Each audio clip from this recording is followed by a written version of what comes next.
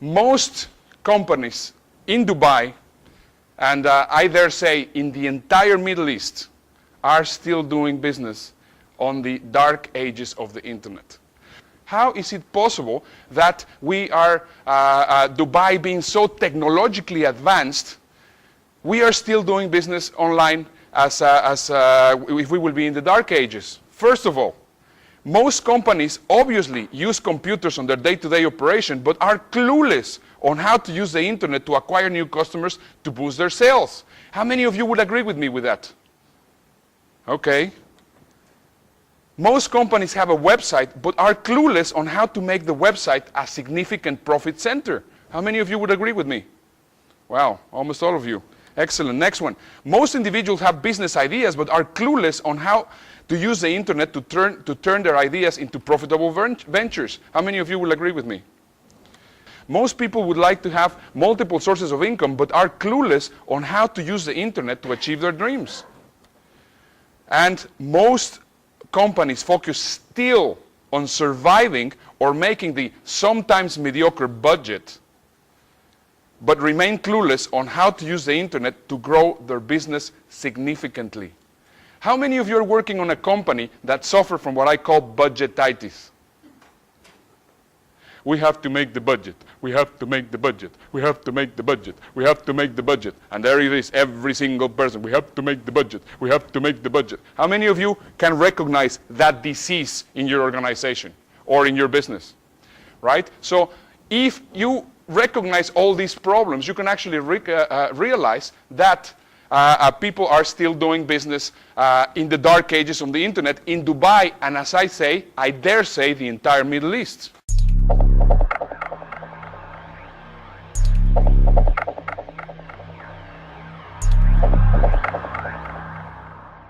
By the end of the year 2008, there's going to be 1.5 billion internet users worldwide. Now, out of those 1.5 billion, there's the biggest majority, 97%, that operate in internet number one. Very likely, you still operate in internet number one. What is internet number one? Internet number one is the one that people use only using 6.5 websites. It has been proven that the biggest majority of the internet only use in their internet experience 6.5 websites. What does that mean? They use Google to go and look for stuff. They use their email. They use their some sort of site to book their travel. Possibly they use Amazon.com. Possibly some of them do their online banking. Some of them have a Facebook page or a MySpace page. What else? Who can tell me what else do they use? Now, interesting enough, everybody's quiet. It's not like everybody's putting their hands up telling me, well, you know, this is all the websites that we're using. So which basically is telling me that you guys are on internet number one. You're amongst the 97% of the 1.5 million people that only use 6.5 websites average on your internet experience. Now let me ask you a question. Do you think that that is the potential of the internet? Of course not. There's a lot of people which are they are computer savvy or computer literate, but they are internet illiterate.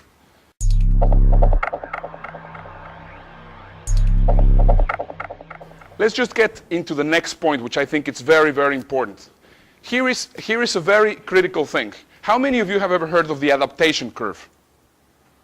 Okay, one person, not that many.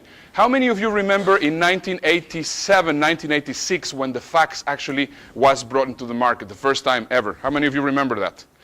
It was just an absolutely amazing thing, just to think about that we were going to get a piece of paper from one side of the world to the other side of the world. Everybody was like, oh, what an incredible thing, right? So at 1986, 1987, the innovators were the first ones to actually start having a fax in their office. And what was happening? For example, just a few offices had faxes, and they were very expensive, you remember? Then afterwards, the early adopters, which were oh my goodness, the fax is really a very useful tool, so I'm going to get now the next that comes out, and I'm going to also have a fax. And then afterwards, it still kept on growing, and then we get into the early majority, which is the early majority, and then we afterwards went into the late majority. And then right now, about 2 years ago, your grandmother also got a fax. Right? This is more or less how it happened. Now let's try to put that on internet context. Right now, at this very moment, we are just about into the late majority. Right now, if we actually think about it, it is very difficult to actually find someone that does not have an email address. Don't you agree? Right now, it's a very common thing to ask for an email address. Almost everybody has an email address. And if you don't have an email address, you look at that person like, where has he been hiding? Right? So it's very important. We are at this point. Now, the interesting thing, and here is where you're going to actually find the big potential, is that those people which are actually making it big online, or not only big, but they're making it online, big and not so big, and all sorts of different in-betweens, are at this very moment, at this very space. So now, there's only about 3% of people which know how to use the internet to improve their sales or to make money. Right? There's only about 3%. 97%, it's an untapped market. When do you think here is the right time to actually get on board in learning how to use the internet as a perfect tool to start making money? When do you think is the right time? Do you think it's a good time to actually get online, doing business online in this part?